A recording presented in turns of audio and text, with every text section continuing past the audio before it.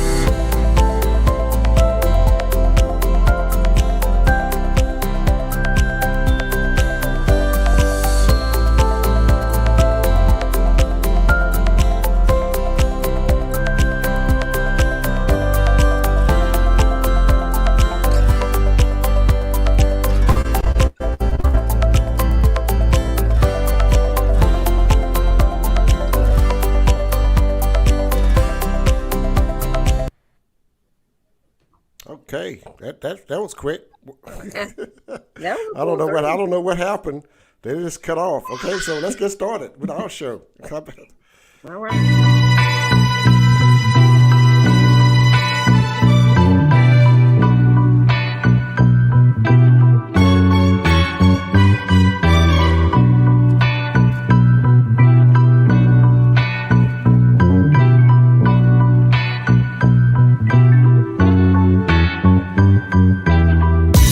Welcome to Knowledge is Power Podcast Live with your host Tony Renfro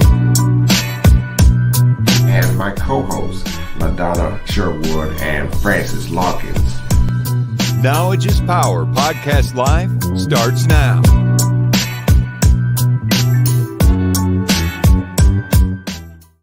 Francis, tell us. Hey, Hey, how are you? We're I'm back good. How are again you on a today? Tuesday. I'm great, great.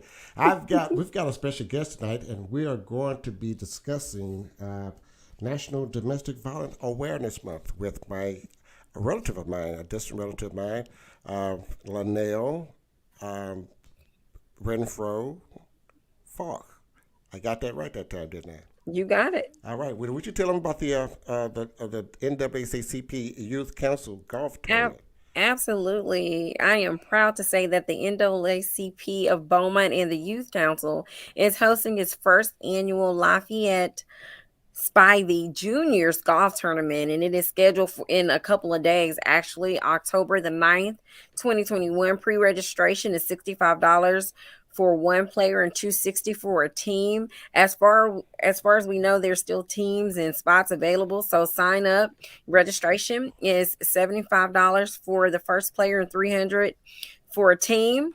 So 7 a.m. registration begins, 7:15 putting contest, 8:30 shotgun start, 1 p.m. lunch and awards. So register, sponsor, or donate, and that contact information is listed right there, and it's BMT NAACP at hotmail.com.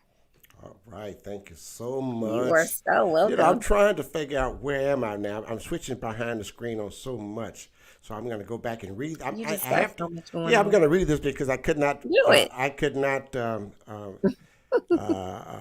convert it from a DOXC or CX to a PDF or JPEG. So I'm going to read it out. The Baptist Ministers Union of Beaumont, Texas, and vicinity, President Pastor Elmo Shashan. The Okay. Faith and the Medical Science Working Together Forum, and it's going to be at the Barton Chapel Baptist Church, 3495 Rolling Road. The host is going to be Reverend Aaron Reynolds Jr. All That's right. this Sunday, August the 10th at 4 o'clock. It is going to be great. It's going to give a vaccine misinformation. It's going to tell you about all those good things that's going on. The faulty thinking and understanding of the tracking advice and mark of the beast, and inability to have children. It's going to give you all kind of things that's going to give you those of people who are watching. I mean, I'm sorry, not watching, but I've always heard about things about the vaccine and misinformed.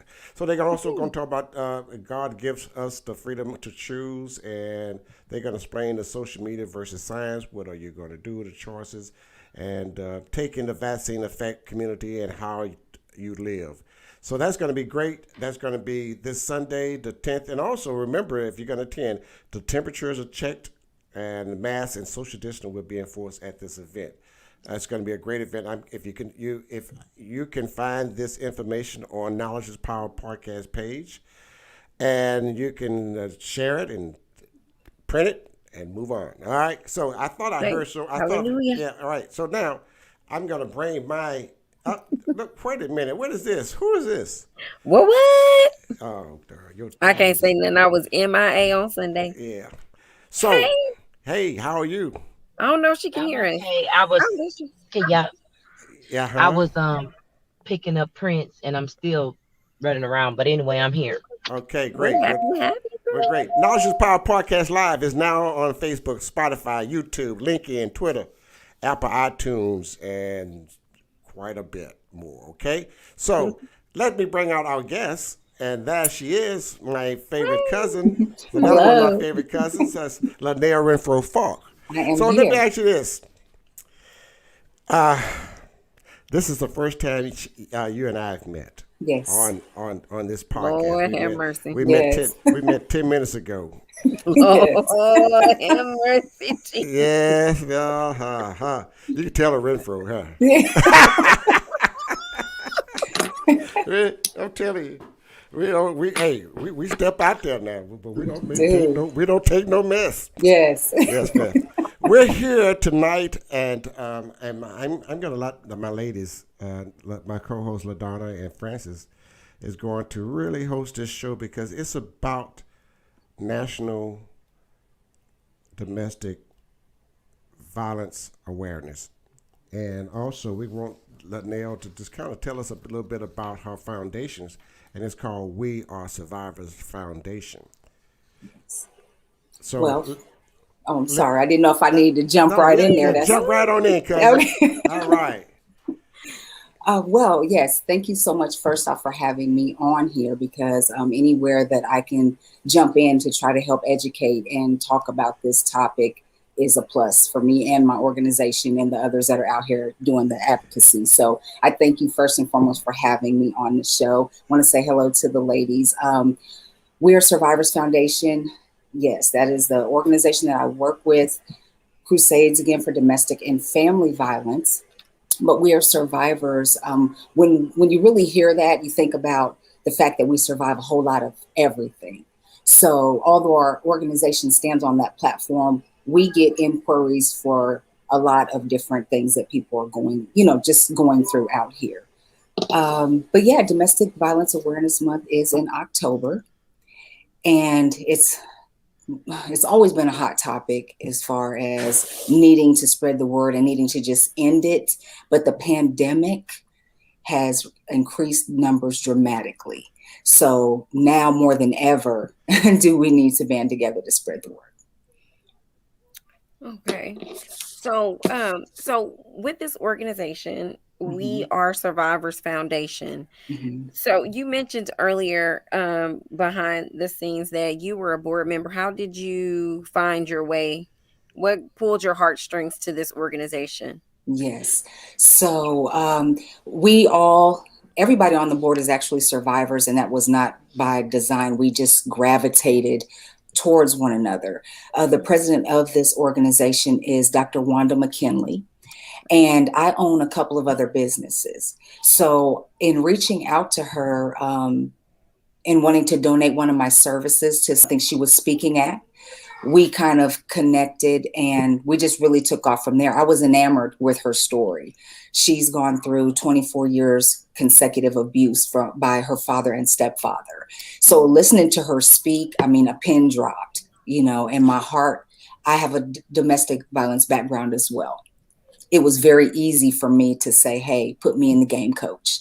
Where do I need to go and what do I Right. need to assist here? So how long have you been a part of this organization? I see it was established in December of 2014. Yes, I've been with the organization for 5 years at this Oh, point. wow. Mm-hmm, Oh, mm-hmm. wow. Okay. I see And also if that, you can, oh, I'm go ahead, sorry, LaDonna. if you could just Mhm. tell us a little bit about what all does We Are Survivors do? What do you guys offer, and what do you guys do for survivors? Yes. So when the survivors reach out to us, obviously we've connected with a lot of other organizations out around DFW and in some Mhm. surrounding states. So if we don't have the resources available, obviously we've built relationships where we can direct, people who need that assistance. But we provide Survivors Avenue Support Group. We also partnered with El Central College for their Pathways program that we Okay. can help people go back to school if they need to once they're able to get, maybe out of their situation and needing some assistance there. We do individual and group counseling. We have licensed therapist sessions. We do education, obviously conduct webinars. We speak at, schools as needed or different events throughout the city. We host an annual mother-daughter retreat Oh, nice. to where we help to try to strengthen relationships that may have been damaged in one way or another. We have partnered with organizations overseas as well. So we have a sister organization that works with us out of Europe, and we have ties and organizations in Nigeria as well. Oh, That wow. we're just trying to get out there Oh, you're everywhere we abroad. can. Yeah. Oh, Um, wow. and Oh, obviously speaking engagements, and we also have a talk show. There's I see 4. that. We Are Yeah. Survivors talk show. I was going to Yes, ask you about that. That's pretty interesting. it is. Tell us It's a on little, tell Roku. us a lot about that. Roku? Yes, it's on Okay. Roku, and it comes on Tuesdays at 7:30. So it again just comes directly in our want to educate and keep spreading the word and just having topics. People will come on, they'll discuss what they've been through, and it'll help us to empower others. Again, this platform opened the door for us to have people come on and talk about a lot of different things. So we don't really keep it specifically to domestic violence in that lane because there's a need for a lot of assistance in a lot of areas out here. So I found it quite interesting because automatically, like probably many others, when you think of domestic violence or abuse, you think of women. I Mhm. noticed here that you not only mention women, but men. Yes, I was just because getting ready to say, do you find that many of the domestic violence survivors are both men and women, or women only, or how does that work? we do have, I will say that we do have more women that will reach out and want to talk about it. And I think some of that may come a little bit from the male ego, just a bit. It's different when a man's kind of going through a domestic violence situation, but they are out there and they definitely have reached out to us. I recall one day just kind of being on social media, our platform there, and a gentleman reached out to me directly from Spain, and he was panicked. He needed somewhere to go immediately. And I'm here in the US thinking, how do I help this individual clear in Spain? But it was just a blessed day because we got it done. I literally was able to, I'm talking to this person in one, probably my phone, I think, and I'm on my laptop on the other. And because we also have support from them here, I just kind of did some searches and was able to connect him with assistance there. Oh, So that's terrific. yeah, you just got to get involved. You just really got to get involved sometimes. Yeah. So, what is it? The major request that a lot of your survivors of abuse need? Is there main things, or is there a plethora, or? Um, it definitely depends on the individual circumstance. Mhm. They a lot of times need somewhere to go now, Yeah. right now. And the heartbreaking part of that is there's not enough shelters. There's not enough beds, even right here in the DFW, which you would think have, tons because of the number of people that are here. There's a major shortage. So Okay. our goal at this point is to secure transitional housing That way they can, if they need to come right now, we can get them there. Now we do have some, again, other organizations that can work with them on an emergency need, but that's if they can get in. Okay. Do you guys have 24-hour a call center? How do you connect with the We people in need of your services? Yes. Okay. So we definitely always out there putting out pamphlets, spreading the word, using our foundation number. We do have the number out here. There's also, and I'm sorry, I'll say what that number is. The phone number is 214-454-2933. And they can call that number and somebody is always answering there. Then, of course, you have, the National Domestic Violence Hotline, and that number is 1-800-799-SAFE. So between those, hopefully, as quickly as possible, somebody can get there to provide some sort of assistance. Okay. LaNelle, question. Yes.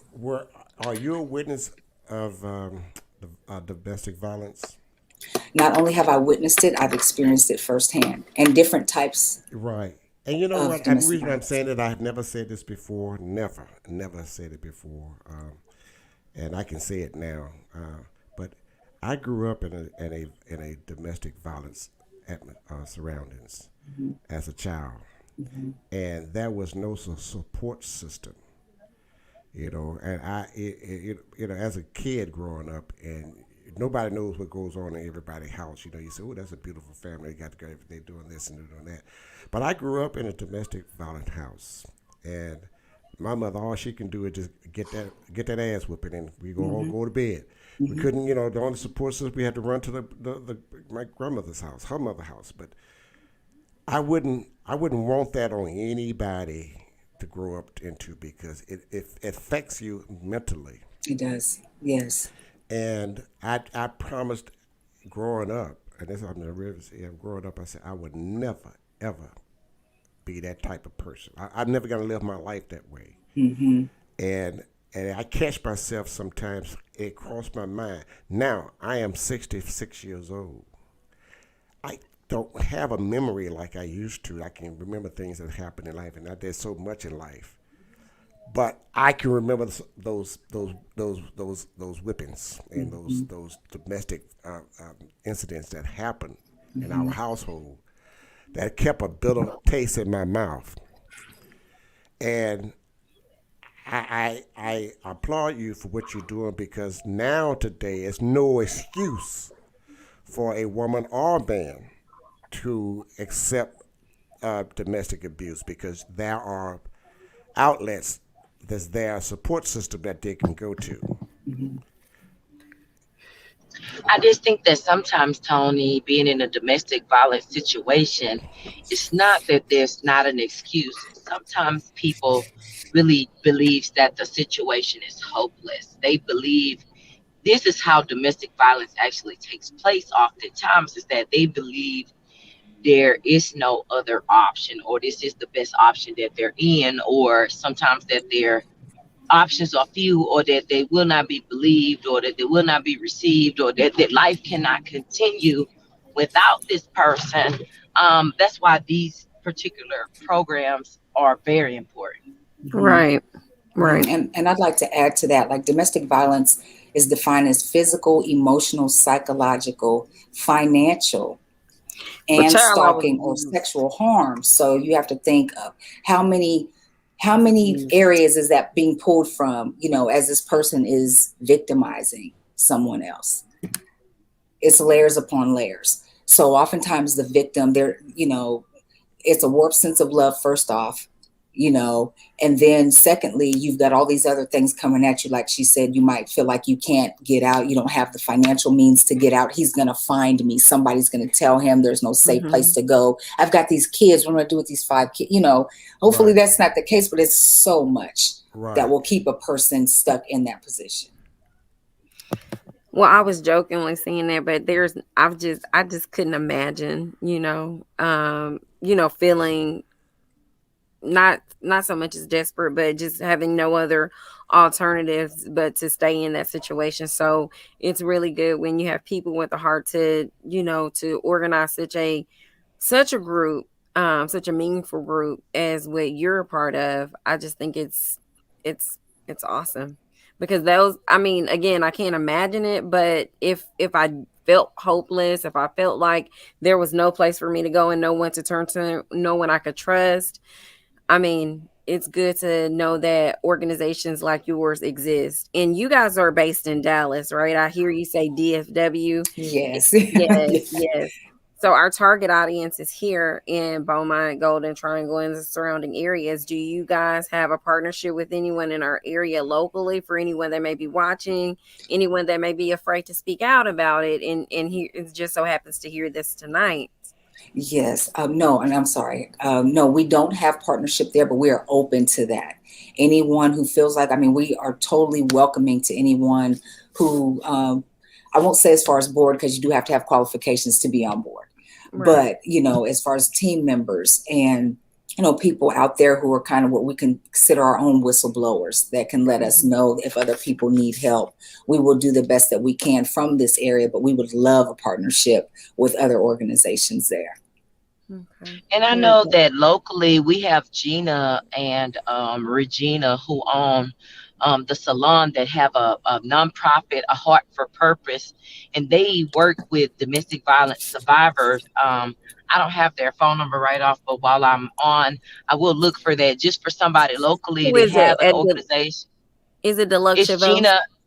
Okay, yes, Deluxe Chavo, and they Yeah, have a nonprofit, a Heart for Purpose, and yeah. it's geared Lassane and Gina. towards correct. Mhm. Okay, yeah, and Regina too. Anyway, geared towards a Heart for Purpose. I don't know all the specs and phone numbers. I'm gonna look that up, but they do that as well.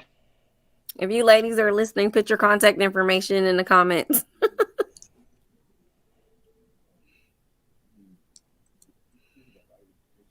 So what is your greatest moment of being in this organization? My greatest moment. I Has there think, been one of those moments that you knew exactly that you were in the right place, other than meeting the founder? yes, when I knew, I used to pray. Well, I pray a lot, but I used to have a specific prayer, and that was, I wanted I'm to sorry. be strong like a lioness for the kingdom. And I wanted my roar to be heard. I knew that I was in the right place when I found out the organization's slogan was "Hear Me Roar." And so as I'm talking to the founder and we're coming together, that's what really let me know on a spiritual level that I was in the right place at the right time to be doing what I was doing with the foundation. My Okay. greatest accomplishment, I don't know that I can say I have one, because again, people have reached out to us for a number of reasons. And it only can warm your heart over and over when you can help them, help them through it or get them the assistance they need. But for somebody, again, I'm sorry, to contact me from Spain and me to be able to help get that, we're putting in work over here. So that was a very, very proud moment for me. I've never been to Spain, so I don't know No, anybody in Spain, so that was a proud no, moment for me. your work is global. Yeah, so we've actually got Awesome. more following by way of the TV show and the organization. We did an international awards gala here in Dallas. Oh, wow. We had people come in from other countries and had to go through a lot to get them cleared to come here. And it was at the Historical Hall of State in Fair Park. That also helped to gain us our international notice, if you will. So we've got a larger following overseas than we do here domestically. Really? Oh, wow. Yes, we do. Do you find that you have more cases in other places, or in other countries, or just other places in the world, like more than the United States? I mean, I wouldn't, not that I would know, but I would just think not so much. Hmm. Africa especially. Hmm. Africa especially. Really? Hmm. Hmm. Yeah. Africa especially, because you're coming into tradition, you're coming into now modern times, and people, Right. it's that sort of thing. Okay. Yeah. But then Wow. again, layer on the pandemic. Now you're stuck in the place where you can't go to work to escape him because he's being aggressive. You can't do these different things. So now you're isolated to the house. Right. So not only did domestic violence increase, child abuse shot through the roof. Right. You know, the kids aren't at school where somebody can look over and say, oh my gosh, I might need to report this. So that means all of us who are outside and at home as well have to just kind of be not all in their business, but you just got to take note when you can tell that something's not right. You know, here's another domestic violence. Everybody thinks saying domestic violence is physical, but there also is more mental domestic violence than anything, and they play the role of the victim, and I've seen it happen many times before. And like you said, it's mentally it's very devastating to you. It is, because they have no self-esteem. They don't know if they can make it without that relationship.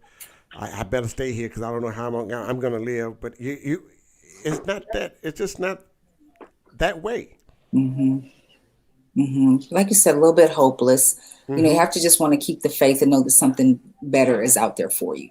Right. You know, it can get pretty bad. You know, you may have to rely on a shelter for a short period of time. And none of these things are favorable. Nobody wants to do that, truly, you know, especially if you don't have family that you can count on. I will say that at one point in time when I was going through my own domestic violence situation at 17, 18 years old, right?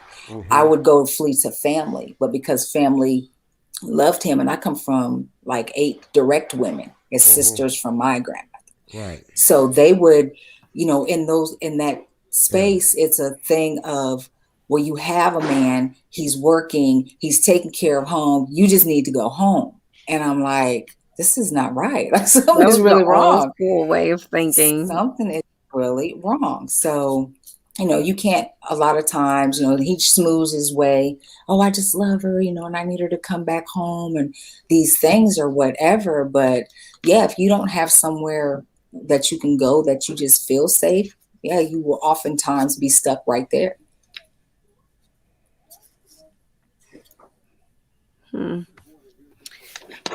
So you said, yeah, it is. And you said that those numbers basically heightened during COVID. They did, yes. I did aggression. Yeah, and frustration. Yeah, yeah.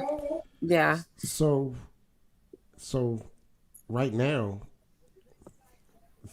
that needs to be counseling as well. Mental counseling. I'm talking for the children. Yes. Because they can grow up with that, and it'll affect them, and their actions are become, you know, just their reactions of things like that would make them confused and anxiety, and they don't know how to handle those things because they're at that age. They're too young to know how to handle it. Correct. So a lot of them need mentally therapy. And this is definitely where the generational curse absolutely comes in. That's right. That's what we have from our fathers, mothers, whatever. And that's how the generation curse happens. And, go ahead. I was just no, I'm sorry. No, you're the expert. You go. No, I didn't want to I didn't mean to overstep you. No. I guess when I think of that, it just comes down to, like you said, the children are watching this. Again, that's that warped sense of love. You know, this is just our normalcy. Like we see this all the time. So this has to be the way you do things as an adult. So when she gets out of line, I'm just going to snatch her, you know, or whatever the case is. But you're right. The therapy needs to start at a very young age. I'm completely on board for that. Everybody, we all need therapy. Yeah. Yes. Everybody. Everybody. And that's okay. Okay. They say I'm bipolar, but everybody bipolar. To some degree or another. Yeah. Hell, I'm just crazy. Yeah. It's okay to self-admit as long as you admit it. I told you I am. It don't need me hiding about it. But yeah, so we all have a little taste of it. But I'm going to go to the comment board because this is something that someone brought up, and I'd like to say this is Tasha Davis. She said that's some of the things that brings to kind of Gabby Patillo case. She admitted to assault on her fiance. Now she's dead. Had someone gone to jail. She may still be alive. Whether or not she said it to protect him, we will never know. And sound like she was trying to protect him as well. Because you don't want them to get in trouble. It's like you have that moment where you may have to fight back. I've been there and done that as well. Like my abuser just kept testing it. And after a while, I got to the point where I was just like, I can't keep doing this. So when I actually came out fighting, I blacked his eye. Right. I blacked his eye, but that was an attempt to get him off of me because he had me up by my neck. Right. So, you do get finally to that point of where you have to fight back at some point. But then again, here comes the police. And that's where that catch-22 is. When people get killed for intervening, like I'm trying to save you, but then you are siding here. And so that can become a big problem. Yeah. I'm going to get to another one. Terry Roy, I don't know if he's still around. The abuser usually takes the emotional stability from the abuse and makes them think it's okay. What do you got to say about that, Nelle? It's dead on. It's dead on. If I can confuse, just keep you confused, keep you in an emotional roller coaster type state. You're fearful one minute, I'm loving you the next. Like it's just a myriad of all of these trapped feelings. Yeah, you don't know whether you're coming or going at times. So sound like to me is that there is not enough support system to help the victim. No, there's not. And there's probably not enough people just encouraging them to come forward and live in their truth, and that this what you're going through does not determine your value, worth, or your destination, that you can recover, heal, and grow from whatever point you are at. And when we don't make that normal, they feel like, oh, this is tainting me. Yes. Or this is devaluing me, or this is some type of way changing my ability to be loved or to give love, or and receive love. And so when we don't create spaces where people can tell their truth, live in their truth, and grow, heal, and recover from that, then they don't feel the value in being honest, or in coming forward, or in removing themselves from the situation. And it takes years to get to that point on your own, And it's probably a little bit of embarrassment there, owning it. Absolutely. Yeah, absolutely. Yeah, I can see that. The abuser definitely makes them think, from time to, throughout, that I'm really all you need. Especially if you have someone who's being abused financially, where they don't even get their own money in their pockets. Like, you walk in here with this check and you put it in my hand immediately, and I have to ration you now a little bit of money so that you can go do the things. Like, I'm providing you your care with your hard-earned stacks. Like, this is a whole problem right here, So when just all of those things right there, now you've got me dependent on you just for my very survival, but I made that money. Right. So back to a point that you guys were making earlier when it comes to counseling, does your organization offer that counseling, like once that victim is maybe on their feet with a job or whatever their situation is it continuous? If they need counseling, do you kind of aid them for as long as they need it, or are they released? Oh, no, we aid them for as long as they need it. As long as they want to come to the counseling sessions in the groups, we are here for them. We have licensed therapists on our board. We have energy healers and, mindset coaches. We have life coaches. We have people, like I said, a plethora of just resources on the board and off of the board. So however long they need us, we're there for them. Again, I'm going to plug for that transitional house though. So we need everybody to go to the website, because at the bottom is a little donate button, and every dollar adds up. We're going to keep continuing to put everything we have together with our grant writing and so on and so forth to eventually have this transitional house. Okay. So there's plenty of property, vacant properties that's maybe was an old school, old hospital. Are there grant? I understand. I heard you say grant. Are there grant money out there to help to convert those places into housing for domestic violence victims? I do know that homes and stuff can be donated. Now we have grants. I'm not familiar with that lane. Obviously, that's not the lane that I'm in per se totally. But we do have grant writers on our team that take up, that sort of thing for us. Because, again, I come from a domestic violent home, and that touches me. It touches my heart when about anybody that become a victim of because of what I have experienced. And I asked that question because maybe I might want to look into it as well. Okay. I definitely can get you some information on it and see what, I can do to connect you with one of the grant writers that can at least give you the information. Yeah. Well, Terry has another question he wants to ask, I think, is that the mind of an abuser is a complex one. Does you think it's a chemical imbalance in the brain? That's an interesting question, and the first time I've ever been asked something like that. I'm sure that a chemical imbalance of any sort could probably have the possibility, of causing someone to be unstable and not just thinking properly and correctly. I don't know, like by like a number or percentage of how many people that that might make up, or any studies or anything that validate that specifically, but it could very well be. I'm gonna say this. I think it is because I witnessed this. I saw it, and of course, I have a little chemical imbalance myself, and so I'm sorry, Tony. It's controllable, I knew I was a little off here, and the brain wasn't getting enough oxygen, and I knew I was all messed up. So I take one a day, and I'm good to go, But I'm not ashamed of it. I let everyone know that, hey, yes, I do have a chemical imbalance, and if I didn't tell you, you would have never know because of the way I am.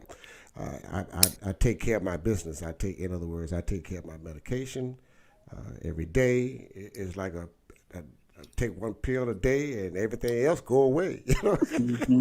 But but again, that's a good question. But I think that question would apply to both abuser and victim, because you might have to have a chemical imbalance to sometimes endure some of these things. Something may be chemically imbalanced in your brain as well. Maybe you need some medicine to balance you out to let you know this is not right.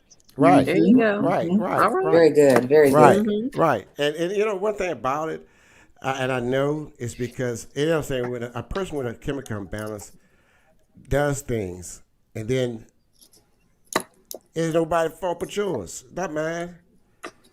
And when the brain does not get enough rest, and everybody, let me just say that, everybody has some type of imbalance. I agree. Okay? And it's up to you or that person, if they don't recognize it, because they're not going to recognize it themselves, has to be, and because black people, and I hate to say it this way, but we don't believe in counseling. We don't believe in therapy. We don't believe in going to the doctor and say, Doc, let me lay on the sofa. Okay? Oh, because, we're not going to do that because we just have it all together. We just have it all together. Or we've been conditioned to, or we've been conditioned to pray about it or take it to the Lord in prayer or go to church. And oftentimes it's not just that. And I believe in God and I believe in church, but some of these things need to be addressed in therapy and counseling, like Tony said. We can't just pray about some of these things. Right. Some things we need to go see a psychiatrist. We need to go see a therapist. We need to go see somebody that's clinically licensed to handle the mental issues that we are facing, not just take it to the Lord in prayer. While that's a good answer, that's not the end all be all. If you have high blood pressure, you're going to go to a doctor. So if you have a mental issue, you probably need to see somebody medically inclined to deal with your mental issue. You know, and I think that we haven't normalized mental health and mental health issues enough in the Black community. It creates a little bit of issue on the abuser and the recipient, you know, on the victim, because the victim is thinking, I'm gonna just pray about it.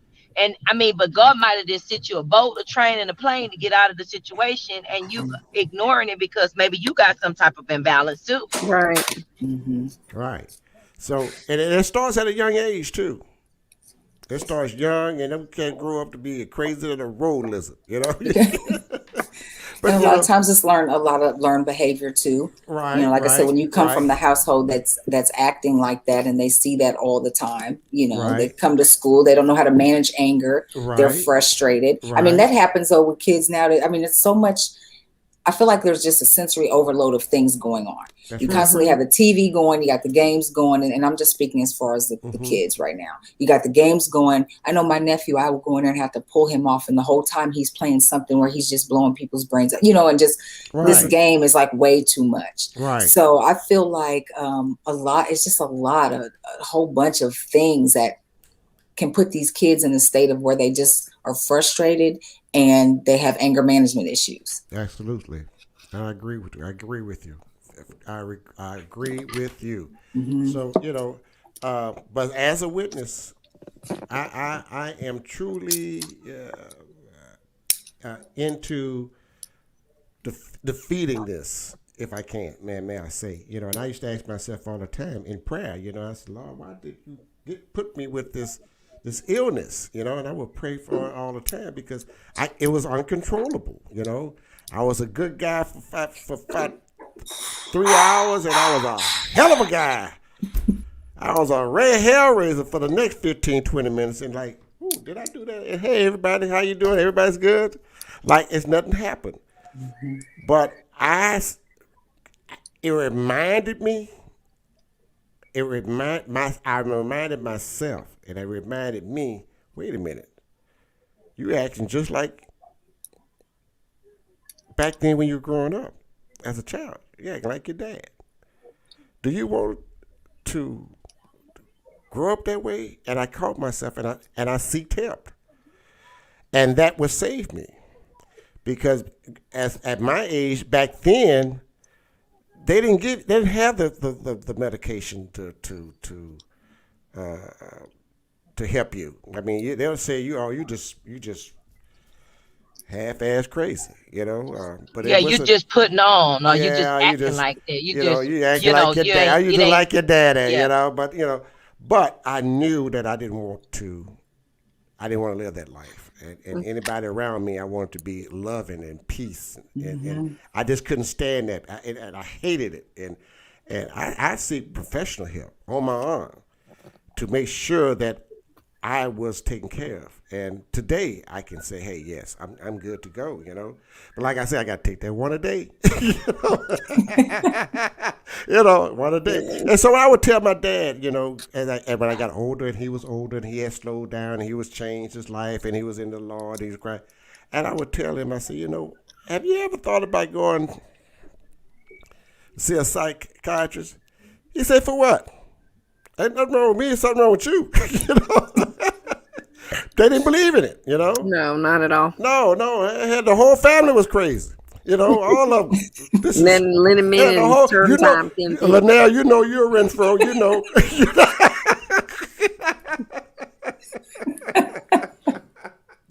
Baby, she like, Tony, don't do that. She like, Tony, do not do that. How many she people like, is watching Tony, what is wrong with you? You know what? Every time we have a guest on, Tony, you do some shit you don't have no business doing. I couldn't let that slide. But I had to. It had to come. But guilty by association. That's really what this is turning into. But Nelle, it's so good to have you. And wait a minute, I want to go back to the board again because it's getting good. I'm getting more and more and more. I want to keep you. I want to keep us long tonight.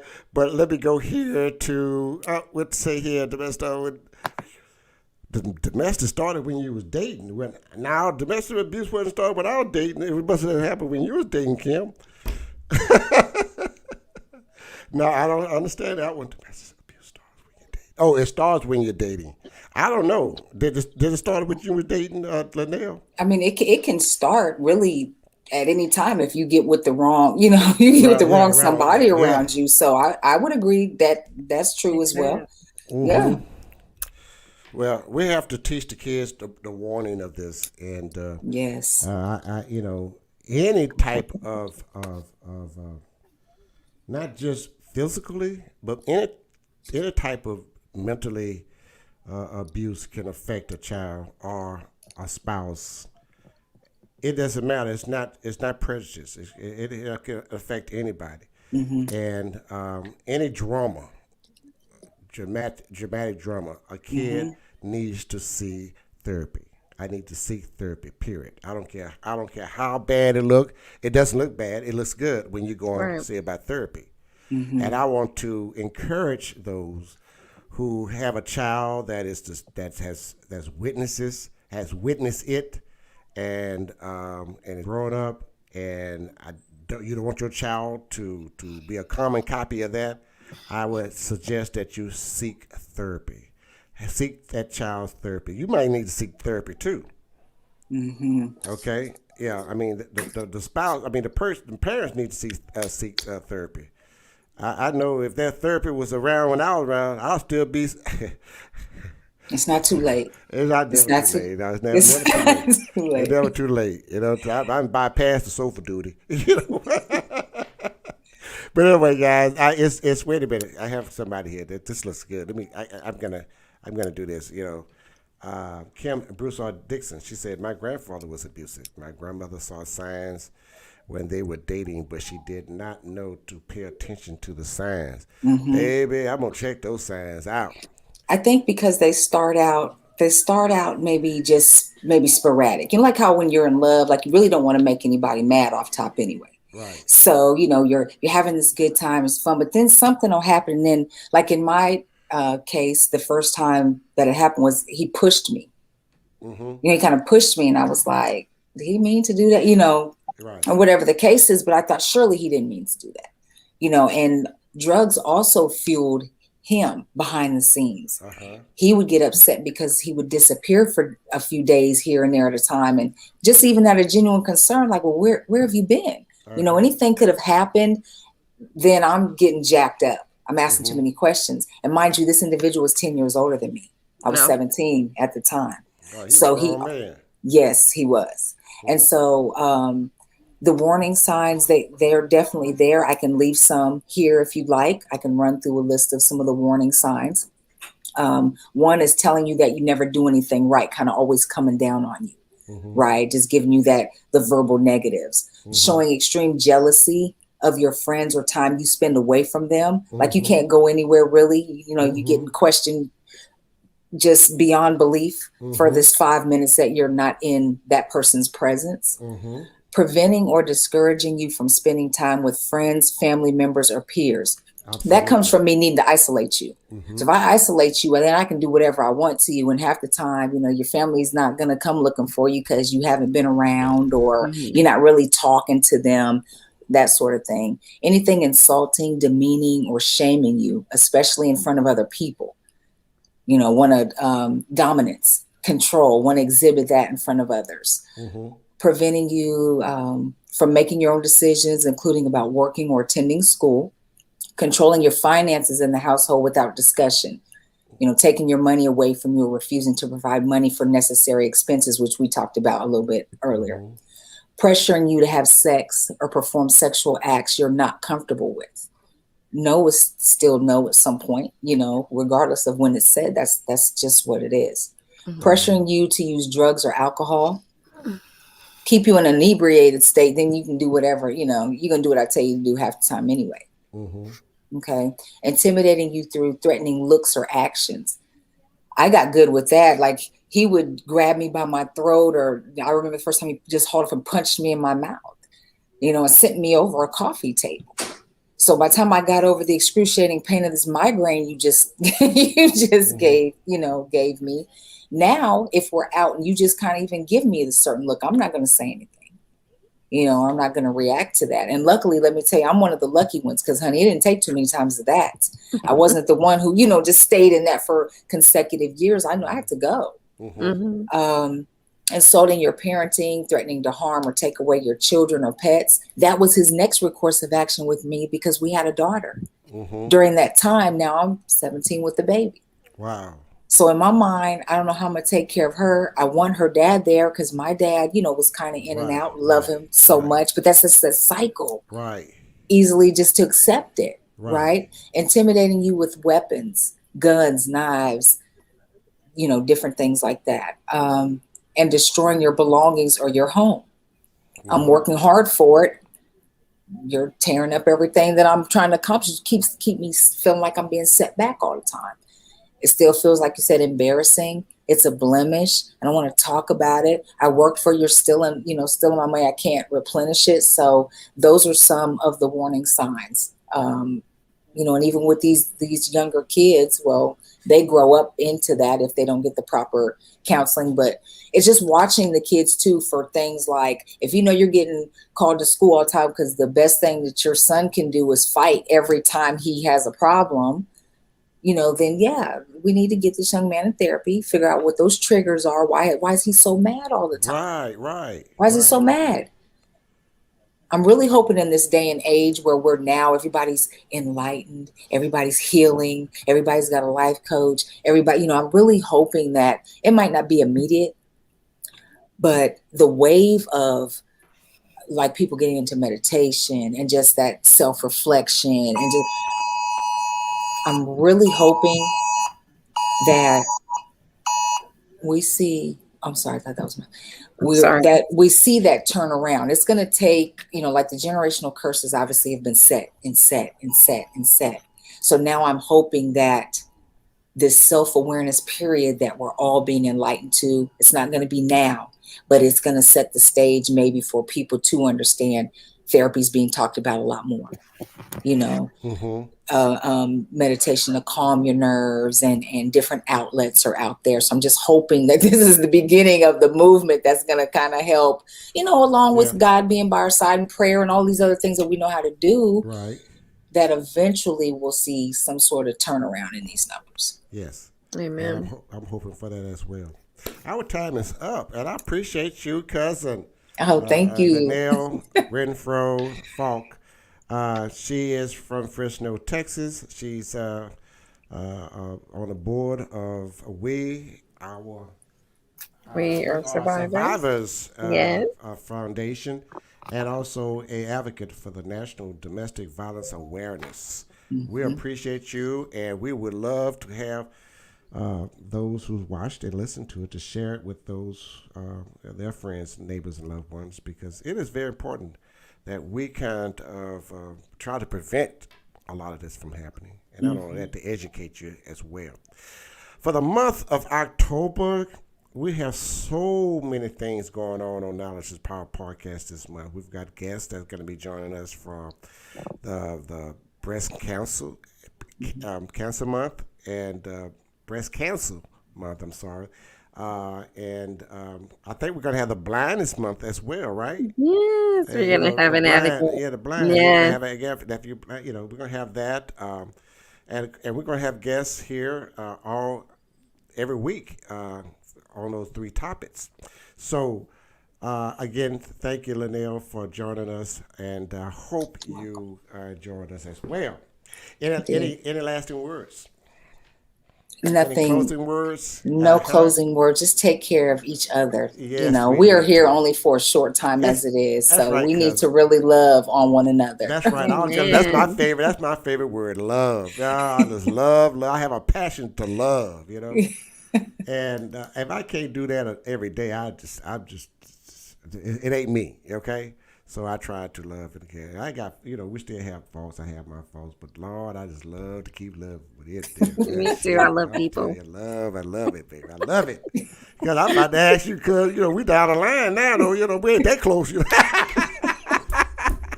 There's that deal. Did you miss it? Did you miss it? Well, this won't be the last time. This won't be the last time. We definitely now need to get in the same place. I would love to come there and meet everyone and just have a good time. Yeah, great. We thank you so much. Francis and LaDonna, have anything you want to say, sweetheart? I do. Thank you so much for your work and your supporting such an important cause to your community. And just keep doing what you're doing and loving one another. I love that. Thank you. Thank you. I love you. I just want to say that Thank you for watching Knowledge is Power Podcast Live. Be sure to like and subscribe to all Knowledge is Power social media pages.